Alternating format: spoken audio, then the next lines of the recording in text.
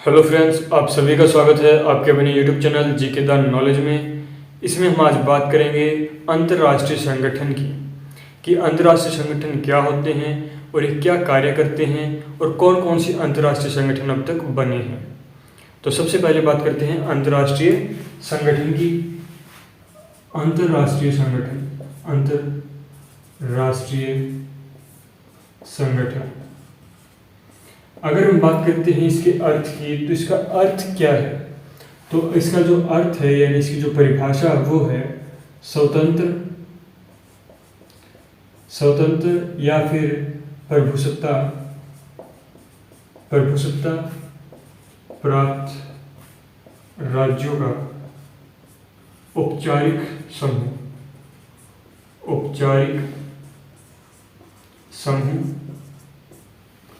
जो अपने सामान्य हितों को पूरा करने के लिए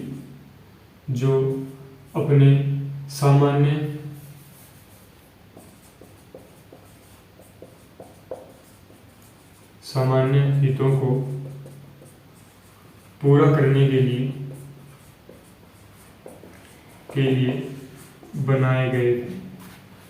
बनाए जाते हैं।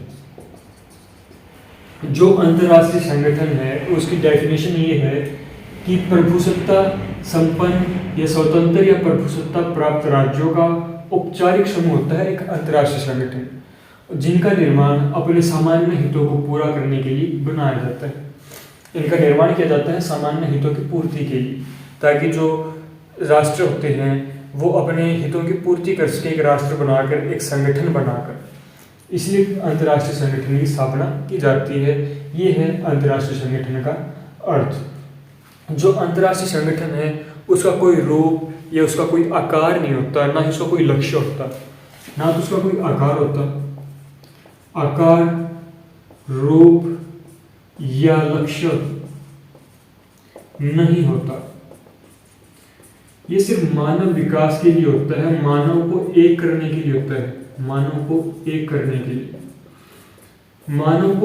करने के लिए इसका अंतर्राष्ट्रीय संगठन का निर्माण किया जाता है। इसका कोई रूप, आकार, इसका कोई लक्ष्य नहीं होता। ये सिर्फ सामान्य हितों की पूर्ति के लिए किया जाता है।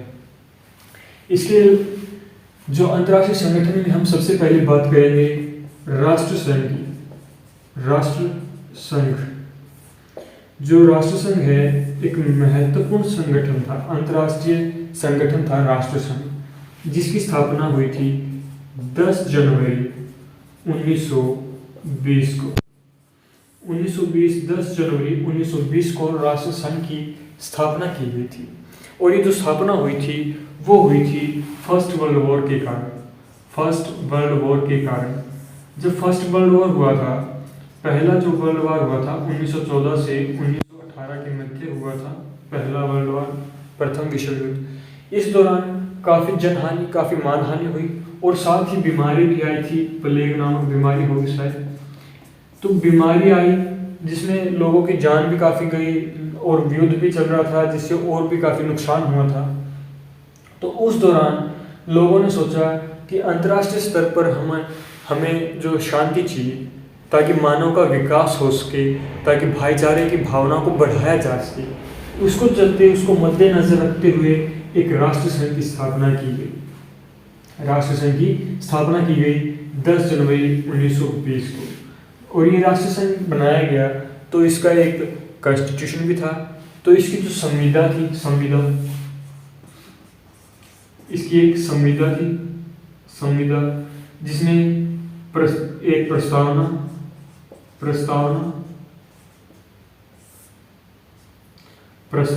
प्लस 26 धाराएं थी। 26 धाराओं की एक संविदा तैयार की गई संयुक्त राष्ट्र संघ, जिसमें इसका मुख्य उद्देश्य जो था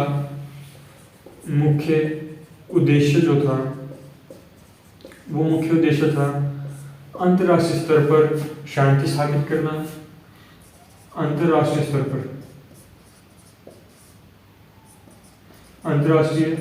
स्तर पर शांति स्थापित करना, भाईचारे को बढ़ावा देना, भाईचारे को बढ़ावा देना, इसके अलावा अंतर्राष्ट्रीय सहयोग,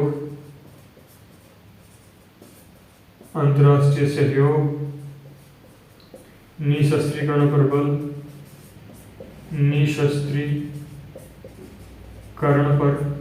बल, ये इसके जो थे उद्देश्य थे जब ये बनाया गया। इसी उद्देश्य को लेकर जो है संयुक्त राष्ट्र जो ये राष्ट्र संघ की स्थापना की गई थी, जिसका गठन जो था 1920 को हुआ था। इसका कारण था फर्स्ट वर्ल्ड वॉर, उसको मद्देनजर रखते हुए ये किया गया था और ये असफल भी रहा था। ये इन उद्देश्यों को पूरा नहीं कर पाया, ये असफल भी रहा था, जिसके कारण सेकेंड वर्ल्ड वॉर भी हुआ था और उसके पश्चात एक और अंतर्राष्ट्रीय संगठन की स्थापना की गई थी जिसका नाम था यूएन यानी यूनाइटेड नेशंस, संयुक्त राष्ट्र संघ। तो ये अंतर्राष्ट्रीय संगठन बनाए गए थे और इन अंतर्राष्ट्रीय संगठन बनाने का उद्देश्य सिर्फ एक था, मानव जाति को एक करना, ताकि भविष्य में फिर से ऐसी घटनाओं को ना देखा जाए। लेकिन ऐसा हुआ नहीं, ये संगठन जो है राष्ट्र संघ जो है सफल नहीं हुआ, जिसके चलते सेकेंड वर्ल्ड वॉर भी इस दुनिया को देखना पड़ा था।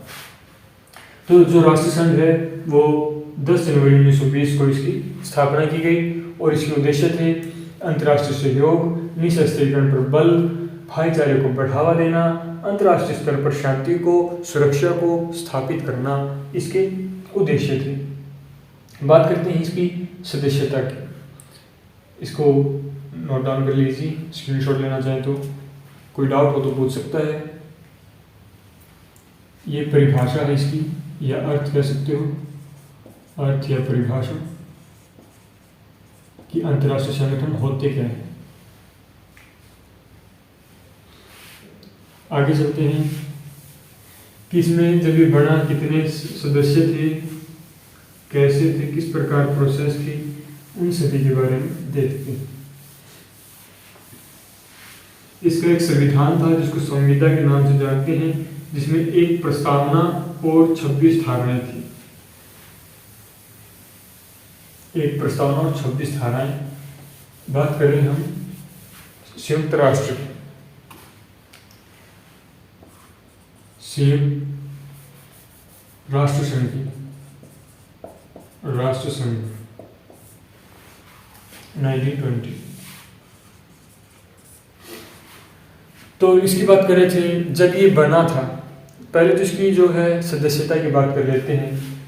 सदस्यता, जो इसकी सदस्यता है वो है कि एक तो जो इसके प्रारंभिक जो सदस्य थे वो प्रारंभिक, यानी जब ये बना था तब से लेकर जो इसके सदस्य हैं प्रारंभिक सदस्य, उनको इसकी सदस्यता प्राप्त है। दूसरा, ये आमंत्रण देकर भी बुला सकते हैं, आमंत्रित कर सकते हैं, आमंत्रित करना, कि ये किसी को भी आमंत्रित करके सदस्यता दे सकते हैं कि आप आइए, आपको हम राष्ट्र संघ की सदस्यता दे सकते हैं, आमंत्रित कर सकते हैं। 2 प्रकार तो ये थे। तीसरा जो प्रकार था इनकी सदस्यता का वो ये था कि वो किसी भी स्वतंत्र राज्य या फिर अधीनस्थ राज्य जो है अपनी उपनिवेश जो राज्य थे, स्वतंत्र या डोमिनियन उपनिवेश राज्य, उनके 2/3 बहुमत से उनको जो है इसकी सदस्यता मिल जाती थी। लेकिन इनको प्रविष्ट राज्य कहा जाता था। प्रविष्ट राज्य इनको कहा जाता था। मतलब इसके सदस्य कौन थे? एक जो प्रारंभिक सदस्य थे, जो जब ये बढ़ रहा था उसी समय जो थे, साथ के साथ वो प्रारंभिक सदस्य, या फिर आमंत्रित भी कर सकता था ये किसी को, कि आमंत्रण देकर उसको बुला सकते थे कि आप आइए। इसके अलावा स्वतंत्र या फिर उपनिवेश जो डोमिनियन राज्य थे, जो अधीन राज्य थे, उनको भी 2/3 बहुमत से पास करके उनको बुला लिया जाता था, जिनको हम प्रविष्ट राज्य के नाम से जानते हैं। उनको प्रविष्ट राज्य की संज्ञा दी गई थी। जब संयुक्त राष्ट्र संघ बना था, जो इसकी पहली बैठक हुई, पहली बैठक हुई थी, तो इसके अंतर्गत 42 सदस्य थे। सदस्य राष्ट्र थे। 42 सदस्य राष्ट्र थे जब इसकी पहली बैठक हुई थी, यानी कि जब ये बना था तो 42 जो सदस्य थे वो तो प्रारंभिक सदस्य ही थे, इसकी सदस्यता प्राप्त कर चुके थे। लेकिन धीरे धीरे इनकी जो संख्या थी वो बढ़ने लगी और इनकी जो संख्या है वो बढ़कर 62 हो गई। 62 हो गई इनकी संख्या, पहले 42 थी, बढ़ के 62 हुई सदस्य संख्या। उसके पश्चात जब अंतिम बैठक हुई 1946 को, और जब 1946 को अंतिम बैठक हुई थी उस समय मात्र 43 सदस्य रह गए, घट की संख्या 43 सदस्य रहे। जो 43 सदस्य रहे थे उनमें से अंतिम बैठक में भाग लिया था 34 सदस्य राष्ट्रों ने। 34 सदस्य राष्ट्रों ने भाग लिया था। 34 सदस्य राष्ट्रों ने भाग लिया था, मतलब जब पहली बैठक हुई 42 सदस्य राष्ट्र थे, संख्या बढ़कर 62 हो गई, और ये संख्या जो जब अंतिम बैठक हुई थी तो उस समय 43 सदस्य संख्या रह गई थी, जिनमें से 34 सदस्य राष्ट्रों ने ही भाग लिया था। इनमें से जो 6 राज्य हैं, 6 राष्ट्र हैं जिन्होंने अभी तक मतलब इसके अंदर शामिल हैं, राष्ट्र संघ के अंतर्गत शामिल ही नहीं हुए, कभी प्रार्थना पत्र ही नहीं भेजा कि आप हमें शामिल कीजिए। 6 ऐसे राष्ट्र थे जो शामिल ही नहीं थे। पहला जो राज्य था, बात करें अमेरिका की, अमेरिका शामिल ही नहीं हुआ। सऊदी अरब, ओमान, यमन, नेपाल, मंचुको, ये 6 राष्ट्र थे, यानी 6 देश थे जो कि जिन्होंने अर्जी ही नहीं दी, वो शामिल ही नहीं हुए एक बार भी राष्ट्र संघ में। ये 6 राज्य थे जो शामिल नहीं हुए एक बार भी। इसके अलावा कई राज्य थे जिन्होंने अपनी सदस्यता ग्रहण की, कईयों ने त्याग भी दिया, स्वेच्छा से भी त्याग किया, कईयों को निकाल भी दिया सदस्यता। लेकिन जो है इसमें एक और प्रावधान था कि आर्टिकल जो 6 थी, यानी जो इसकी धारा 6 थी, धारा 6 में यह प्रावधान था कि 2 वर्ष पहले ये अगर किसी को त्यागना है, इसकी सदस्यता को त्यागना है, सदस्यता त्यागनी है, तो 2 वर्ष पहले उसको सूचना प्रदान करनी होगी, 2 वर्ष पहले उसको सूचना देनी होगी, उसके पश्चात वो सदस्यता त्याग सकता है। ये इसका वर्णन किया गया है, धारा 6 में इसका बारे में बताया गया है। लेकिन काफ़ी सारे राज्य थे जिन्होंने सदस्यता त्यागी भी, ग्रहण भी की, लेकिन जो शक्ति थी, महाशक्ति थी, उनमें से जो जर्मन जो महाशक्ति थी, उसने सदस्यता ग्रहण की थी 1926 में, और 1933 में इसने सदस्यता त्याग दी थी।